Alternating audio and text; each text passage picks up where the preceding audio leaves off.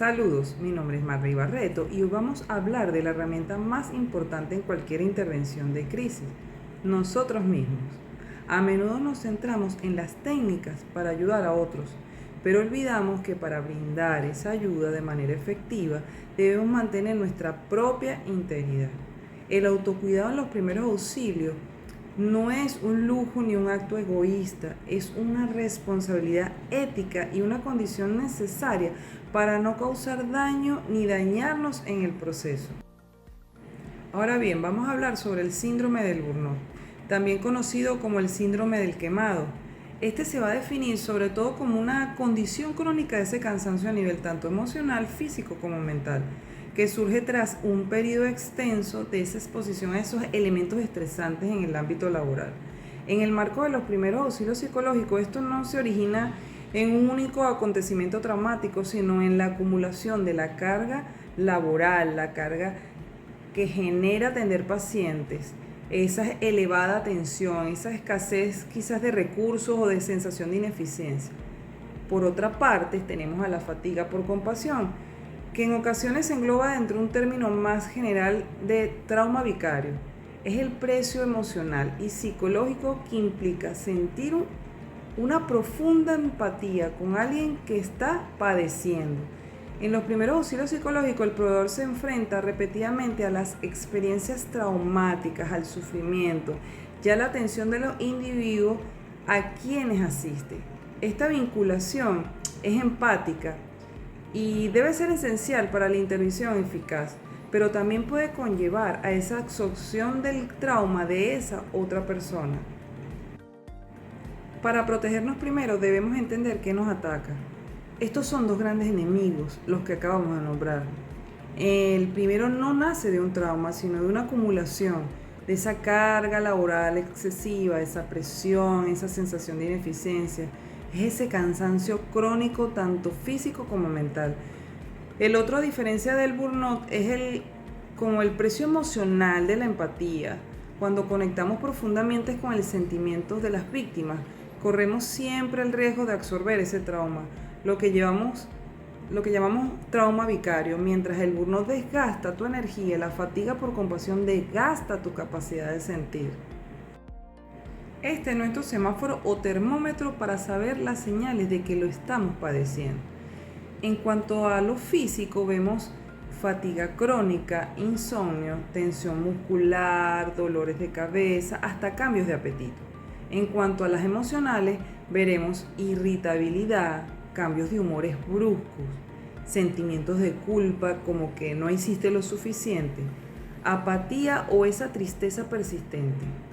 En cuanto a los conductuales, veremos aislamiento social, evitaremos amigos, evitaremos familia, hay un aumento de consumo de alcohol, de tabaco o quizás de fármaco y hay hasta dificultades para concentrarse. ¿Cómo sabemos si estamos cruzando la línea? Bueno, es sencillo. En el nivel físico ya hemos hablado, el cuerpo va a gritar lo que la mente va a callar. Hay una fatiga crónica que no mejora con el sueño. Va a haber una tensión muscular y cambios de ese apetito.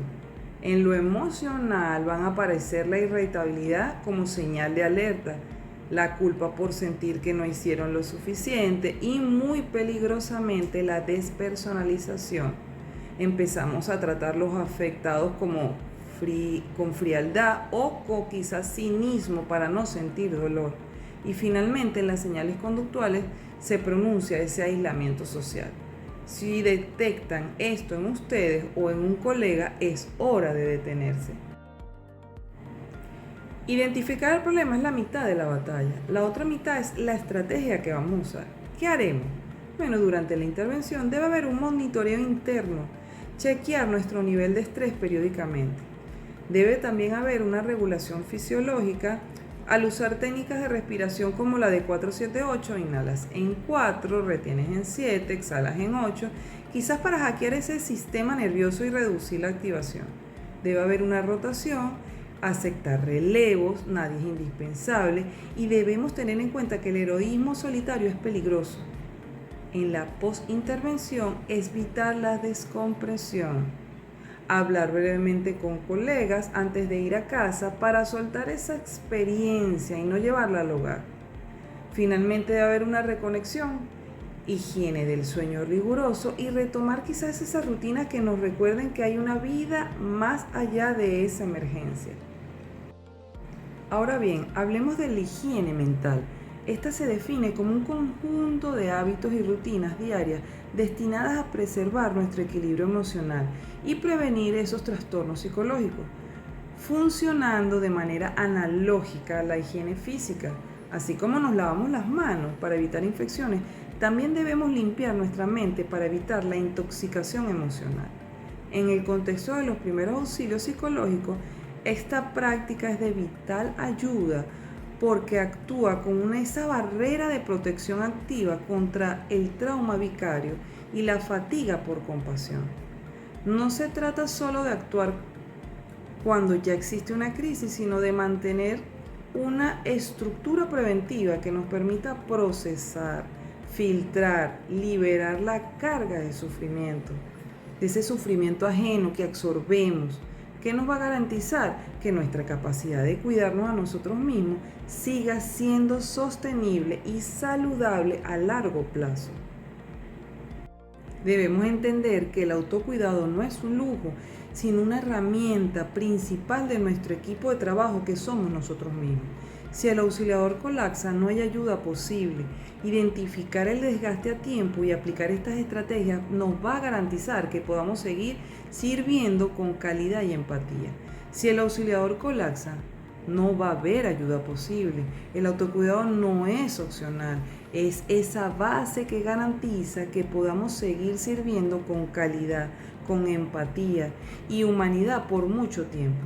Identifiquen sus riesgos, respeten sus límites y apóyense en su equipo. Y recuerda, el estado de tu vida no es más que un reflejo del estado de tu mente.